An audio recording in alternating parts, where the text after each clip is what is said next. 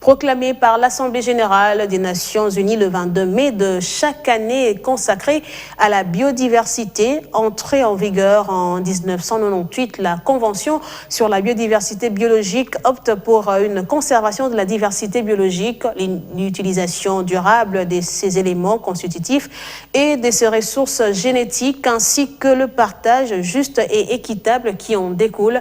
Pour bien s'y prendre, chacune des composantes fait partie de la solution. Une solution qui se traduit aussi par la note de position sur la gestion durable de la biodiversité. Une note de position des organisations de la société civile et des populations autochtones pygmées sur le cadre mondial post-2020, c'est la contribution au niveau national et international du cadre de concertation des organisations de la société civile, de la PAC et autres organismes internationaux sur la gestion durable de la biodiversité.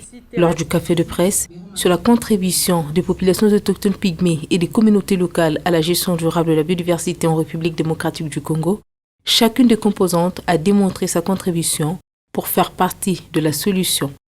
Chaque 10 ans, il est prévu de mettre en place un cadre qui va gouverner la biodiversité dans le monde entier. Et un draft de ce cadre mondial a été préparé au niveau des Nations Unies par le groupe de travail sur le cadre mondial de la biodiversité post-2020.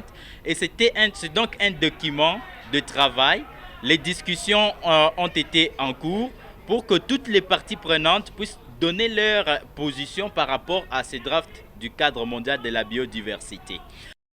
La biodiversité, une réponse à plusieurs défis du développement durable. Des milliers de personnes en dépendent et entretiennent de relations culturelles, sociales, économiques depuis des millénaires. Nous faisons partie de la solution et tout, comme vous aviez vu, le présentateur ils se sont apaisantis sur la question en tant que nous, acteurs d'abord de la société civile, comment nous faisons partie de la solution. Et puis il y a aussi un peuple que nous savons qui maintiennent jusqu'à aujourd'hui la biodiversité, le peuple des autochtones. Et voilà, on a voulu essayer un peu de présenter ce peuple-là et la valeur qu'ils détiennent. Les efforts de populations autochtones pygmées et des communautés locales sont énormes, mais parfois ignorés, bien que les aires protégées, étatiques, soient parmi les moyens de conservation, à l'instar des APAC. Nous avons bien sûr la méga biodiversité, mais que nous ne valorisons pas. Aller en Banaka, à côté du fleuve, les gens mangent maintenant des frétins, des mpondés, alors qu'ils ont du poisson.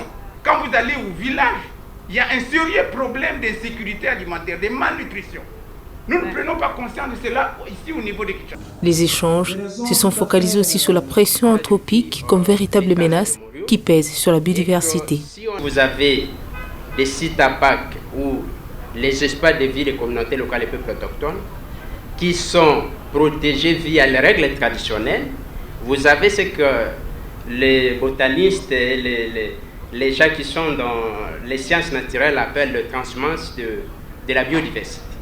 Parce que ces espaces sont sécurisés, ces espaces, l'accès est réglementé, ce qui fait que la biodiversité, les espèces de faune et de flore vont, n'est-ce pas, aller se réfugier dans ces espaces parce que c'est là où ils se sentent sécurisés. Cette cérémonie a été ponctuée par la remise officielle de la note de position des organisations de la société civile à la vice-primature du ministère de l'Environnement et du Développement durable, une véritable contribution à la sensibilisation sur la conservation à travers l'expérience des populations autochtones pygmées et des communautés locales sur les approches traditionnelles de conservation.